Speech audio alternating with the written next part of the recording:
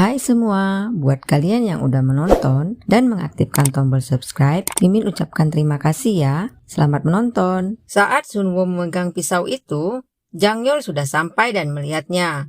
Saat masuk, ternyata Sunwo ingin mengupas apel. Jangyol lalu bertanya pada Sunwo di mana dia berada saat pemilu itu.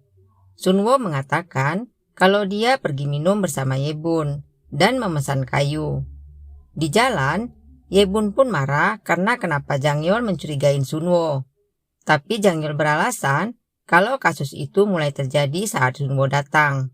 Yang membuat Yebun berkata kalau polisi juga bisa jadi pelakunya dan jangan-jangan kau orangnya. Jangyol pun meminta agar Yebun tetap waspada pada Sunwo karena dia merasa ada yang aneh.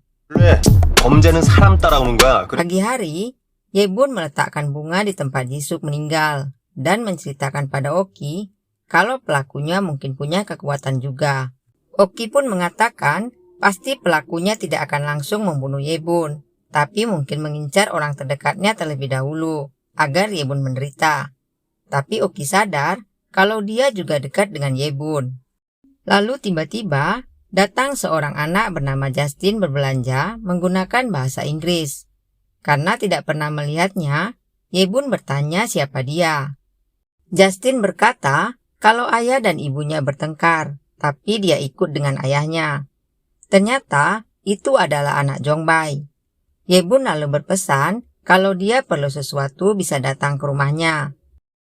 Saat Jomu, Doki, dan detektifnya sedang membahas masalah kematian Jisoo, Jangyol memilih untuk diam, lalu permisi pergi dan berkata akan rapat.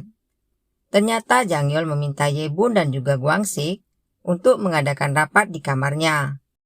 Jangyol lalu memberitahu poin-poin yang harus mereka ketahui. Jangyol mengatakan kalau saat itu Yebun memegang bokong sapi dan Gwangsik memegang kakinya. Tapi pria itu tidak, jadi kemungkinan kekuatannya berbeda. Jangyol meminta agar mereka lebih berhati-hati. 노출됐을 가능성이 있으니 당분간 몸 차리시고. Di tempat berbeda, Jomo mendatangi orang tua yang sudah lama tinggal di Mijun. Dia mencoba menggali informasi tentang pembangunan beberapa tahun yang lalu. Sehingga tanpa sadar orang tua itu pun bercerita kalau mereka banyak dirugikan oleh seorang pria yang sudah pindah dari Mijun. Tapi Juman juga banyak mendapatkan keuntungan dari mereka. Karena Juman merupakan kaki tangan orang tersebut. Sementara itu, di ruang musyawarah, Ayah Oki meminta agar semua warga mengikuti festival udang yang akan berlangsung. Beberapa warga ada yang tidak setuju karena kasus pembunuhan baru saja terjadi. Mereka takut akan menjadi korban. Ayah Oki pun mengatakan kalau mereka harus berkumpul bersama agar pembunuh itu tidak berani menyerang mereka. Tidak berapa lama, Juman pun datang. Juman berkata kalau festival itu tetap harus dilakukan dan tidak menyebarkan kasus pembunuhan itu ke media agar tidak merusak reputasi Mijun yang bisa menyebabkan para pemancing takut datang ke daerah mereka. Warga pun setuju dengan ide Juman, tapi Sunwo memandang Juman dengan tatapan penuh kebencian. 안전하고 살기 좋은 곳이라는 이미지가 Sementara, di kantor Jomo pun kembali memeriksa album pemberian kakek Yebun yang berisi foto Juman. Begitu juga dengan Jangyol yang sedang memeriksa data-data orang-orang yang memegang Yebun saat kejadian itu. Jangyol pun akhirnya mendapat kabar kalau festival itu akan dihadiri oleh banyak orang yang membuatnya senang. 프로그램도 엄청 많아요. Jangyol pun akhirnya mengatur strategi. Karena Gwangsik biasa menjual susu saat festival itu, maka Jangyol meminta agar Gwangsik memberi bonus pijat kaki. Lalu berkata, orang yang tidak mau dipijat kakinya, maka itulah pelakunya. Malam itu, Yebun pun datang ke tempat Jongbai untuk menemui Sunwo.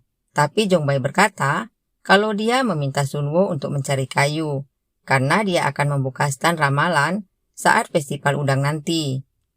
Tidak berapa lama, Sunwo pun datang, sehingga Yebun menawarkan diri untuk membantunya.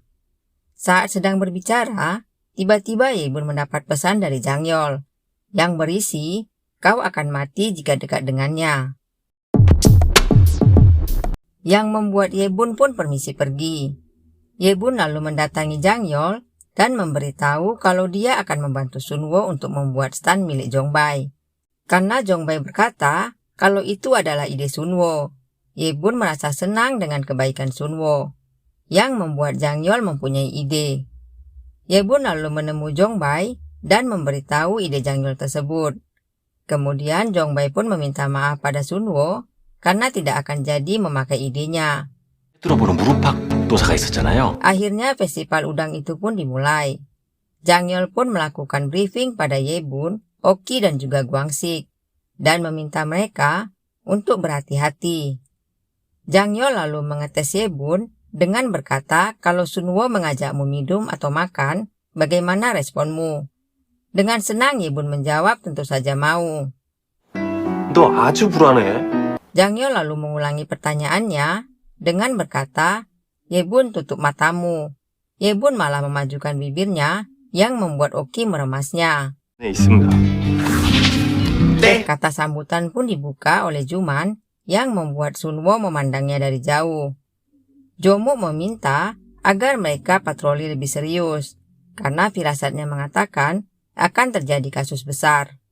Mereka kembali melakukan gaya seperti amit-amit deh. Oki mulai mengajak beberapa warga untuk ke stan Gwang-sik, dan Gwang-sik pun mulai beraksi sambil mengajak mereka mengobrol, lalu memberi kode pada Jang-yeol jika bukan mereka pelakunya. Mantan suami bibi Ye-bun pun datang dan memberitahu kakek Ye-bun kalau mereka bercerai bukan karena kesalahannya, melainkan bibi Ye-bun yang selingkuh dengan pria lain, sambil menunjuk Jomuk. Bukannya marah, kakek Ye-bun malah menerima ajakan Jomuk untuk berkeliling. Lalu, kakek Ye-bun permisi pergi ke suatu tempat. Jang-yeol pun memerintah untuk membawa Jomuk ke tempat Ye-bun. Orang suruhan Oki pun mendatangi Jomuk yang sedang makan dengan bibi Ye-bun. Mereka pun akhirnya singgah ke stan Jong-bae. Jong-bae bisa meramalnya karena Ye-bun memberitahu dari dalam, yang membuat bibi Ye-bun terkejut. Karena ingin mengetahui kelanjutan hubungan mereka, Jong-bae meminta agar Jomuk duduk di kursi itu. Tapi Ye-bun malah melihat kakeknya saat memberikan album itu. Ye-bun lalu memberitahu pada Jong-bae. 봉 원장님 할아버지 Karena penasaran, bibi Ye-bun juga ingin mencobanya. Ye-bun pun melihat ibunya yang berpesan agar menjaga Ye-bun. Hal itu membuat Ye-bun jadi teringat pada ibunya. Sehingga Jong-bae dan bibi Ye-bun pun jadi menunggu. Lalu tiba-tiba, Jang-yeol melihat Sunwo dan meminta Gwang-sik untuk bersiap-siap. Gwang-sik pun membujuk Sunwo, tapi Sunwo menolaknya. 정말 괜찮습니다. Lalu Doki muncul, tapi Jang-yeol meminta agar memegang sekedar saja, karena tidak yakin dia pelakunya. Tapi ternyata, Gwang-sik melihat kalau saat itu Sunwo ada di dalam mobil. Lalu Gwang-sik memberitahu Jang-yeol kalau tujuan Sunwo ke arah Gunung Mijun. Ye-bun juga melihat dari orang lain kalau saat itu Sunwo mengikuti Juman dan mengeluarkan sesuatu dari tasnya. Dan detektif Na ada di belakang mereka. Sehingga Oki pun membujuk detektif Na untuk ke tempat Gwang-sik. Saat di tempat Gwang-sik, detektif Na pun menolak dengan alasan suaminya tidak mengizinkan orang lain menyentuhnya. Sehingga Gwang-sik meminta untuk pergi ke tempat Jong-bae. Tapi detektif Na berkata, kalau semua jimat yang didapatnya dari Jong-bae tidak ada yang berfungsi. Gwang-sik pun mengatakan kalau kekuatan Jong-bae sekarang sudah kembali. Sehingga dia pun pergi ke tempat Ye-bun. Ye-bun pun melihat kalau detektif Na pernah mengirim komentar pada video Sia. Ternyata, Sunwo mengeluarkan selebaran dari tasnya, yang membuat Ye-bun berkata pada Jang-yeol kalau Sunwo tidak mungkin pelakunya. 딱히 혐의점은 없어요.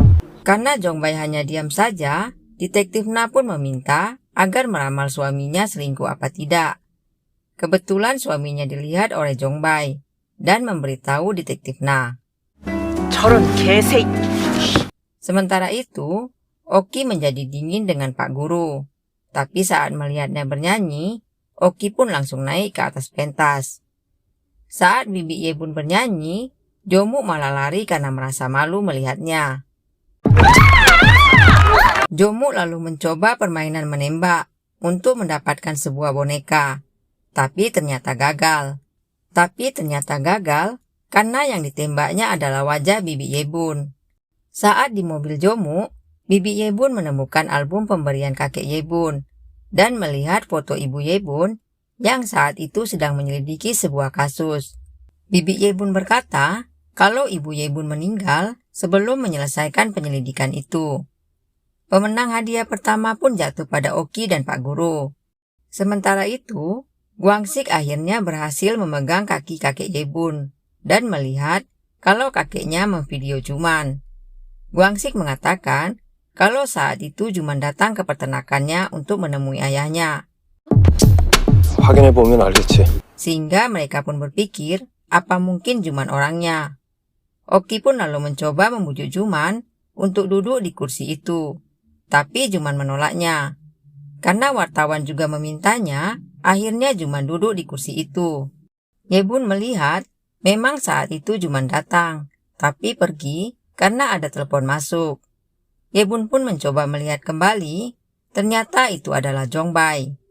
Yebun juga melihat ibunya di dalam mobil, sehingga dia teringat saat kematian ibunya, Juman juga ada di TKP. Guangsik pun mencoba memegang kaki Jongbai, lalu memberitahu Jang Yol kalau pria itu adalah Sunwo. Berarti saat hujan meteor itu, Juman, Jongbai dan juga Sunwo ada di sana, sehingga siapa pelakunya yang masih menjadi misteri.